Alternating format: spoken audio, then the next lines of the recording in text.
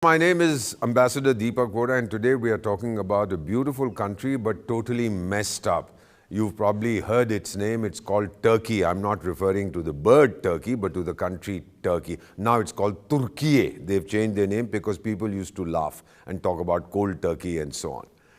Turkey at the moment is ruled by a hardcore Islamist, a fellow called, I call him Adha Darban, although his name is Erdogan. This guy is trying to take his country back to the era of the great Ottomans. The Ottoman Empire had, by the way, diplomatic and commercial relations with the Mughal Empire in India. And this fellow now thinks that he's going to be the newest Pasha, the newest Sultan. The problem with Turkey is what I call the curse of bad choice. First World War, they sided with the wrong guys. Second World War, they sided with the wrong guys. Before that, in the 19th century, on the wrong side. In fact, I think it was the Tsar of Russia who referred to Turkey as the sick man of Europe, and then they carved up the Ottoman Empire between themselves, etc. Turkey continues to make the wrong choices. Now, why is it friendly with Pakistan? What does it get? And I'll tell you the reason for this. It's very interesting. Pakistan says, I am the leader of the Islamic world, I have the bomb. Iran says, get lost. I have a much stronger army. I'm the leader. Saudi Arabia said, both you guys go fly a kite because I have the two mosques. I'm the leader of Islam. And Turkey says, hey, wait a minute. I'm the Ottoman. I am the leader of Islam. So these four chaps are fighting amongst themselves. Now, Pakistan, there used to be a cricket player. I think his name was Mr. I.K. Niazi. You knew him as Imran Khan. Initially, Pakistan, in his quest for identity, said, we are Arabs.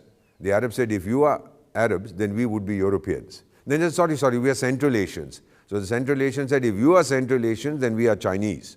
That didn't work. So finally, this Shri Niazi said, no, we are Turks. The Turks were very happy. They said, yep, sure, come and polish our boots, come and clean our streets. Pakistanis rushed there because they didn't need visa. The Turks treat them with contempt.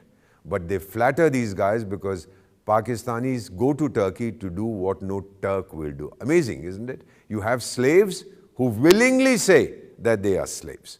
So this is the situation in Turkey at the moment. Why is it trying to side with Pakistan? Let me also tell you what happened in 2019. You've probably heard of a chap called Abu Bakr al-Baghdadi. He was the leader of the Islamic State. He was troubling the Americans a lot. Finally, he fled to Syria and he was hiding in a cave. The Kurds, the Kurdish people whom the Turks don't like, and the Kurds have been fighting for independence from Turkey for centuries, they were helping the Americans. They said, look, this Abu Bakr al-Baghdadi character is hiding in a cave, go blow him up. So the Americans went in. By then, this Abu Bakr al-Baghdadi, a great jihadi, by the way, he had figured out that these guys were coming, so he strapped on a vest full of explosives, brought his children and, I don't know, several dozen wives and blew himself up. End of story. Then this Adha Darban, the present chap, who is a hardcore Islamist, I call him Adha Darban, actually it's Erdogan. He said, now the Americans are leaving, they've achieved their purpose, so let's now thrash the Kurds because they're a thorn in my flesh.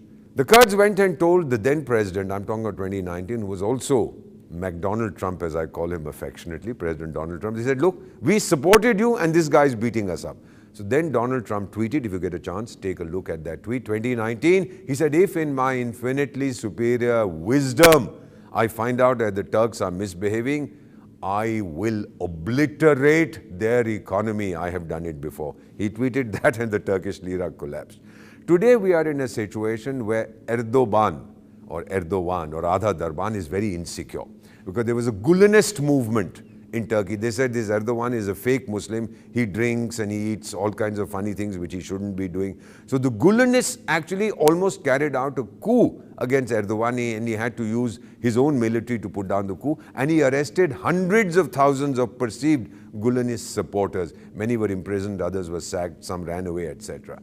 So while the country is right the moment siding with Pakistan, appears to be siding with Pakistan because the Pakistanis say, look, we are your faithful, humble, loyal, free servants. We'll do what you want. The reality is that Turkey itself is internally very insecure. Its economy is collapsing. Its exports are nosediving. Its reputation is finished. People used to travel to Turkey for tourism. Even that now, after there have been a few terrorist attacks, that is also decreasing. So I don't know what's going to happen, But I think Erdogan is making a very serious mistake. Again, the curse of choice. He's siding with the wrong side in the present geopolitics of the Indo-Pacific, of the Asia-Pacific region, of the Indian Ocean region. They keep making these wrong choices. Of course, their dramas, the Turkish plays on their television are very, very popular. And of course, let me just tell you something. Figure it out. A lot of the scripts of their plays are based on films made by our Mumbai fellows, what we call Bollywood. Our Bollywood films are insanely popular in Turkey. So, my assessment to conclude is, Turkey is making a mistake. It's going to be very difficult to persuade this buffoon that he shouldn't be doing this. He's going to come. He sent a ship there when the Pakis begged him to send a ship to Karachi, saying in 1971, the Indian Navy had blasted Karachi. Well, we sailed out again. We sent a message saying that you shouldn't be doing these funny things. We'll blast you. And of course, the warship that Turkey sent, it ran away very quickly. So, Mr. Adha Darban, if you are listening to me, get the hell out of our region. You don't want to mess around with me. I will obliterate you. I don't want to do it in a couple of days. Go away. Go and do what you have to. Go fight the Greeks. Go fight whoever else you want to fight. But don't mess around in my region. And forget about the chaps you are supporting. They are going to be infinitely ungrateful to you. In diplomacy and international relations, there's no such thing as gratitude. That's the first lesson we are taught.